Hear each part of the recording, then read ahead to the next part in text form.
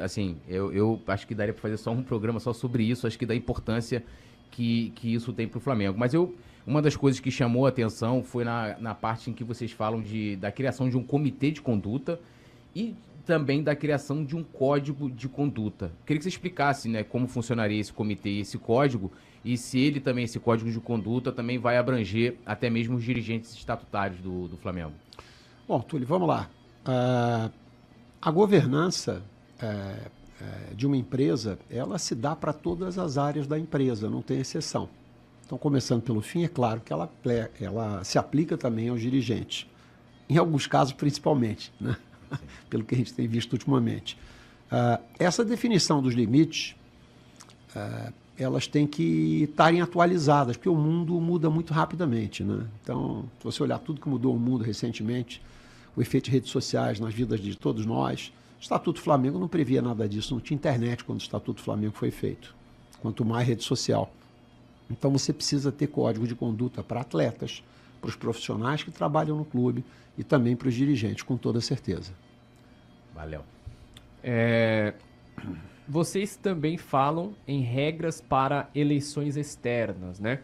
E tendo algum dirigente da sua gestão como candidato a um cargo eletivo, ele iria permanecer na diretoria? Eu não entendi a pergunta. Aqui, ó. Isso aqui foi... como é que é, Túlio? Aqui, ó. Vocês também... Túlio fez essa... Vocês também lá colocam aqui. que regras para eleições externas, né? Dentro dessas eleições externas de quem está fora do clube? Isso, eles seriam eleições aí, né? Municipal, nacional... Eleições civis. Estadual, Entendi. Eleições para cargos políticos, eletivos normais. Certo. Vocês pensam em fazer alguma restrição, colocar algum corte, aí evitar com que esses dirigentes do clube, se eles podem participar dessas eleições civis? É uma ótima pergunta. Vamos no conceito. O Estatuto do Flamengo, ele já endereça este assunto. Sim. Só que de uma maneira que algumas pessoas entendem que isso não fica claro. Para mim está claríssimo. Talvez a gente deva, e ganhando as eleições, nós vamos endereçar esse assunto, deixar muito claro que nós não somos contra alguém que se envolva com o Flamengo se candidatar a um cargo público. Jamais enquanto ele estiver exercendo um cargo no Flamengo. O político também, em algumas situações, ele tem que cumprir o que é chamado de quarentena. Quarentena é um período pelo qual ele se desincompatibiliza de uma determinada função para poder concorrer a um outro cargo, para que não haja nenhum tipo de conflito, vamos dizer assim. No Flamengo não devia ser diferente. Então, nós entendemos dessa forma, e sendo vencedores do pleito, e eu acredito que seremos, nós vamos endereçar esse assunto para que fique muito claro, e quem estiver junto comigo vai assinar um termo nesse sentido, para que não reste dúvida de que nós estamos ali para servir o Flamengo, e ninguém vai estar ali para se servir do Flamengo. Agora, uma pergunta também importante, que também está dentro dessa questão da governança, do compliance, que vocês falam lá, né, inclusive acho que é um dos primeiros tópicos, se eu não tiver enganado, é reforma de estatuto. E vocês falam também na criação seria uma espécie de um código eleitoral, de uma reforma eleitoral. A gente está tendo vários problemas nessa eleição, e inclusive hoje vocês até soltaram nota com relação a isso, a gente vendo, né, o presidente, né, de certa forma intervindo via medida judicial de um assunto que poderia ser discutido, né, lá atrás, né, deixar para uma semana do pleito. O que vocês pensam, né, nessa questão? A gente sabe que esse seria um debate muito mais profundo, porque a gente tem os poderes do clube, que também mexem com a governança, mas olhando para o aspecto eleitoral, que tem dado muita polêmica, o que você pensa para poder alterar e melhorar, né? Acho que tem tudo a ver com a governança, a imagem do clube também, né, e uma série de situações que estão ali relacionadas diretamente ao estatuto. O Túlio, é muito simples. Você tem que coibir o abuso do poder, o poder pelo poder, o desrespeito pelo que está escrito, pelo que foi combinado há 20, 30 anos no clube, a utilização indevida de infraestrutura do clube para eventos disfarçados de prestação de contas, quando, na verdade, são campanhas eleitorais. Na política, isso é punido severamente, né? Assim, o político não pode ir a uma inauguração de obra depois de um determinado ponto. Mas eu só vou lá acenar para o povo. Não pode. Então, é muito claro para todo mundo o volume de abusos que estão acontecendo.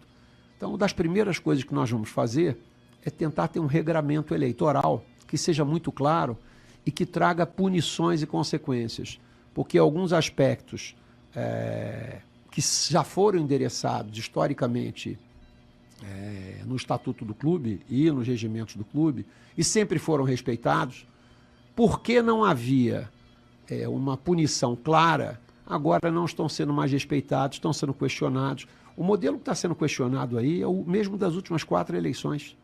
Não mudou nada. E vive-se buscando pelo em ovo, uma tentativa de você melar o jogo, de tentar eventualmente ganhar o jogo fora das 4 linhas. Isso não tem a ver com o DNA nem do Flamengo, nem do clube social. Então nós vamos endereçar esse assunto com toda certeza. E, claro, que os conselhos do clube são soberanos, deverão ter que aprovar as nossas moções, mas nós faremos sugestões específicas sobre isso, não tenha dúvida. Até porque, para a galera entender, né, quando, por exemplo, o executivo, o conselho diretor, ele pode encaminhar, né, propostas diretas, né, ao conselho deliberativo, e o conselho deliberativo, logicamente, dentro dos trâmites, tem todo um processo interno do Flamengo, né, comissões, é obrigado, né, a tramitar com essas propostas, então, mas não fica direto, não é uma vontade. E leva ao plenário. E leva ao plenário, isso aí. No de fim, mais de 2.000 plenário. conselheiros Isso. que aprovam ou não. Isso aí. Rapidinho, Léo, antes de a gente passar para o Flagávio de você falar, eu queria só, acho que é importante fazer essa pergunta. Tudo isso que vocês colocam na parte ali de compliance e governança, né, isso vai abranger todas as modalidades do clube, né? A ideia é que isso, por exemplo, o código de conduta, esse Tudo. regramento, todos, futebol, Tudo. esportes olímpicos. Combinado não é caro. Vai ficar muito claro o que não se pode fazer, o que se pode, como e quais são as consequências e as penalidades. Pelo menos é isso que a gente tem pensado e a gente tem debatido e que tem amadurecido nos últimos tempos.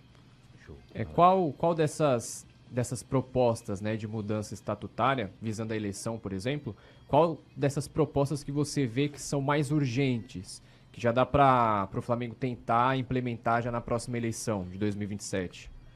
Eu entendo que você ter respeito à Comissão Permanente Eleitoral e ao que a comissão define. É uma tolice você falar que os membros da comissão eleitoral, eles têm lado. É óbvio que tem lado. É o conselho mais qualificado do Flamengo, são 102 membros.